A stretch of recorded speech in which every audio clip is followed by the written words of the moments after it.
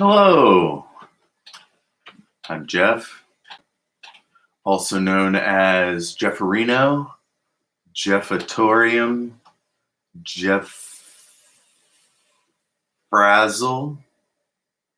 That one's new. That's my Muppet name. None of that's true. My name is Jeff. Sometimes I go by El Jefe, Tacoma. This is Mailman Studios. This is Albert Einstein. Oh, I'm recording this. I should start that. Saved. Just add it on. I think we're recording. Are we recording? Oh, I don't need to do that. Shooby dooby doo. Boobity boop. Boo boo. Ba da bop bop. Ba da bop bop bop bop bop bop. Ba da ba.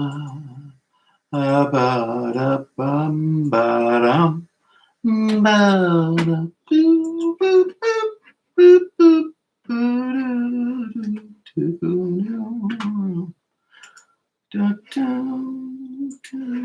I've almost found it. Here we go. Shattered Worlds, Chapter 1. That doesn't make any sense. Shattered Worlds, Day 1, Book 1, Chapter 5, Joran. The little worm squirmed vainly to escape the bounty hunter's grip, his eyes darting in all directions. The bounty hunter squinted as he growled, "I won't ask you again. Where is Creel?" Mefluo was obviously scrambling for an answer that wouldn't get him killed. Spotting the base's map over the hunter's shoulder, he seized on it. "The reclamation plant. They have a safe house there. But it's crawling with shooters, Joran. There's no way in." Mefluo was clearly fighting the urge to smile. Joran knew for a fact the plant was a death trap. One way in, no way out. The gulls occasionally used it for interrogation. He knew because they'd taken him there once. It was near the runoff ponds on B level. Joran made a series of calculations in his head. He knew the merchant was lying, but he had no other play. Creel was a ghost. Every scumbag on the base knew he was there, but not one had given Joran any useful information. "You understand my dilemma, Mefluo. Anywhere this piece of shit travels, people die. Lots of people. He has zero regard for life. The next person he murders could be you or someone you care about. That's why I'm hunting him. It's why you should be honest." "I am. Please, I'm telling you the truth." Joran wasn't an idiot. He knew the merchant was lying. He'd been to the plant and barely escaped with his life. He knew the gulls were involved, but that was all he knew. This was his last lead. If Mefluo couldn't help him, his only option would be to wait until Creel had killed someone. Not an attractive choice. Joran sighed. He might be an opportunist, but he was a good man for the most part. He hated seeing innocent people get murdered. As far as he could tell, Creel had no such qualms. "You're a stand-up guy, Mefluo. I won't forget your generosity." Joran flipped a coin to Mefluo's assistant, who snatched it deftly above his shoulder. As the assistant studied the coin, Joran faded into shadow. Mefluo sighed audibly and whispered a curse after him. "Asshole. Everyone's a critic." Hell yeah. I fucking love that shit. Let me change a little something here.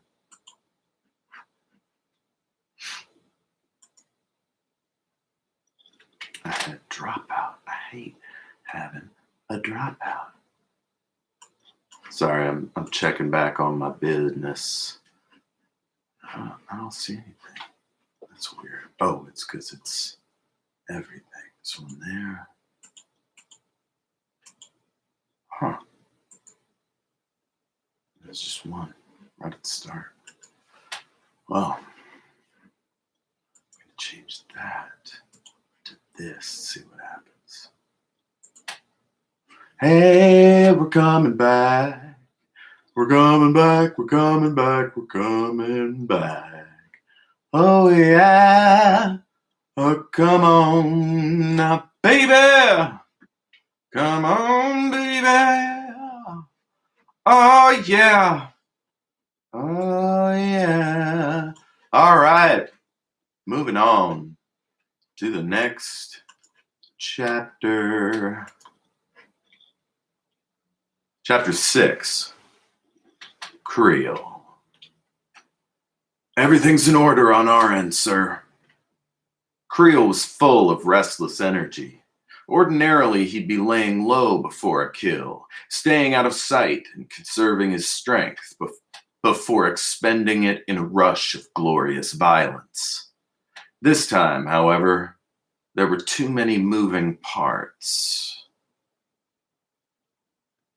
So he drifted throughout the asteroid base, dipping in and out of reality, establishing connections and spiking random citizens with just enough energy that he could find them later.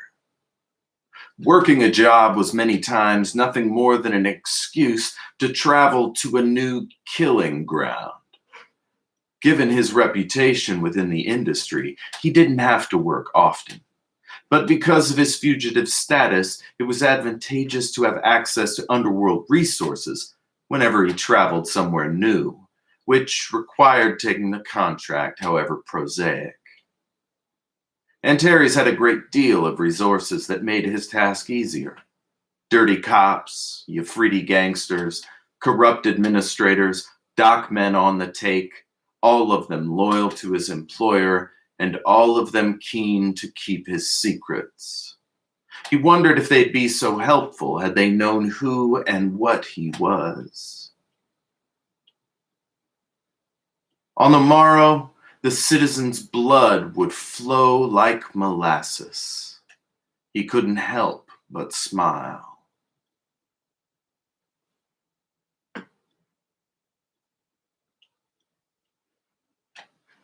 Yeah, that guy's bad news. Oh, by the way, can you guys hear me? Can you hear me? Can you motherfucking hear me out there? Can you hear me? Can you hear me out there? Shooby dooby dooby doo.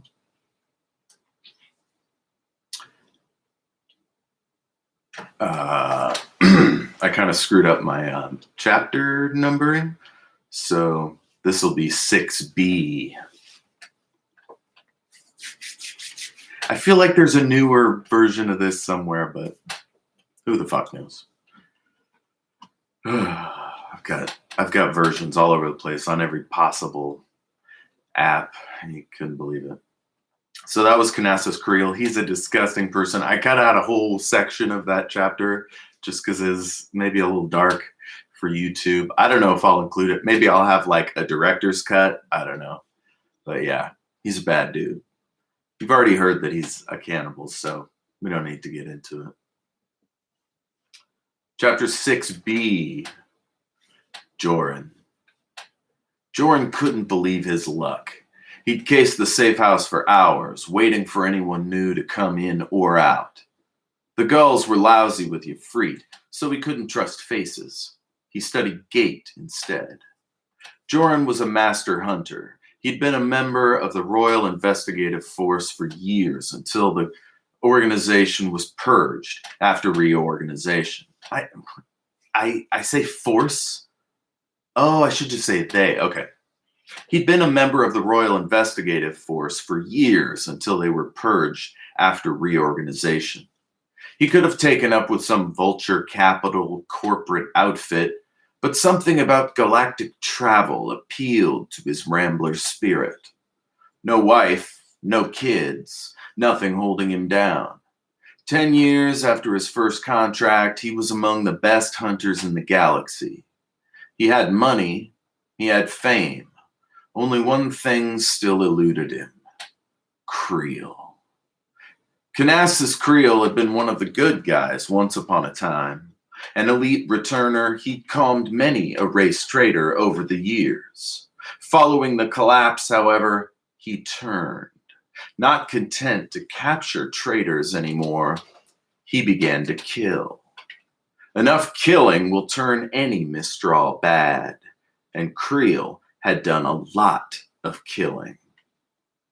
Jorn followed the gull for blocks. He had the face of a business type, but Jorn could tell it was Zed, a low-level viper from the Minelli crime family.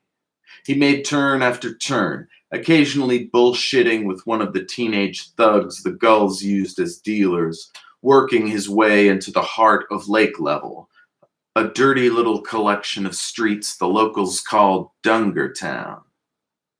Jorn pulled up his... Need some water. And maybe some coffee. For those of you that don't know, I wrote these like on my breaks at work as a mailman, and so like that's why some of them are real short, some are real longer.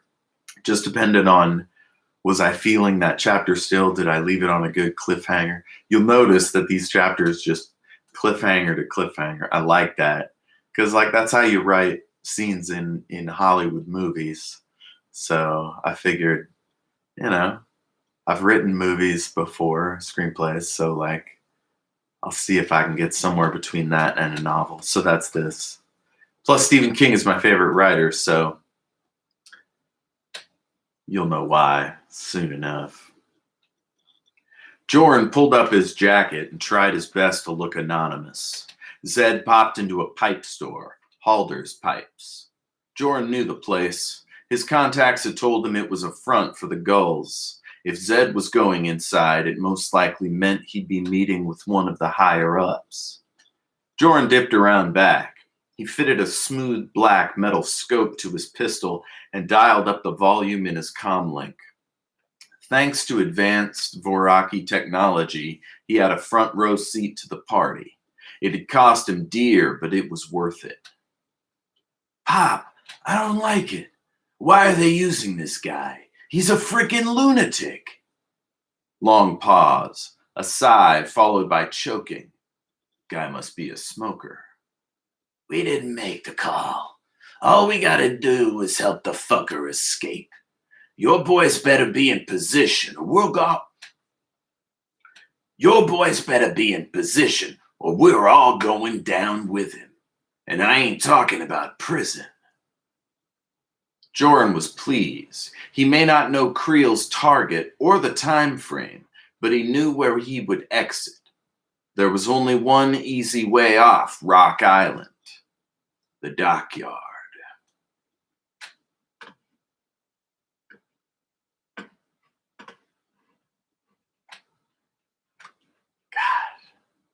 I just love this, like, I got the timeline a little bit wrong. I might need to do some shuffling, but I love that we take a break and learn about Joran kind of in an extended way and like back and forth with Creel. So like you, I don't know, there's a little cat and mouse here at the beginning. I love that hunter and the hunted stuff. I'm talking a lot. I'll keep going here. Chapter 7, Joran. Shadwell, clean up on 6. Move it. Joran cursed the foreman under his breath. He'd pulled shit duty 3 days in a row, and this was his second shift of the day. He'd picked up this job so he'd be close to the action, the quote, action had turned out to be mostly mopping up the messes of his more senior coworkers. As he reached the location of the offending substance, he felt his comm device buzzing in his pocket. As surreptitiously as he could, he reached down and took a peek. The screen glowed pale green. Blue letters shouted, "Today's the day. Gulls moving. Great hall. Speech. Dervishes and weirs also moving." Joran was stunned. 3 gangs working together. That meant 3 times as many targets, 3 times as much activity, 3 times as many chances to lose the son of a bitch. Damn. Guess I should have brought some backup. He couldn't be in 2 places at once. If the action was in the Great Hall, he'd have to leave the port to stop it. It was on the same level, so at least he'd be close. Going there, however, would mean the port would be unmanned, giving Creel a free shot behind it. So much for preventing the hit. Best he'd be able to do was collar the son of a bitch on his way to the Big Black. Joran cleaned up the remains. Joran cleaned up the remains. Sorry, I want to get this right. Joran cleaned up the remnants of yesterday's party and cursed every god whose name he could remember. Now that's what's up. Let me check my timing. 16:45. That's probably good to stop for now. All right, folks. Everything is awesome podcast at gmail.com. At EIA Podcast on Twitter. You can at me on at El Jefe Tacoma. That's my personal page. Check out Shattered Worlds RPG, Good Idea Podcast that with Aiden Kinsella, G Daly, George Diaz. It's a friggin' amazing show. I love it so much. Check it out. And then sometimes I'm on Something Wonderful Right Away, a long form improv podcast from Sinister Parent Company that's just out of this world. Check it out. It's got a big rotating cast. We do things with our hands, even though it's a podcast. I don't know. Check it out. It's good. And yeah, I guess that's it. Peace.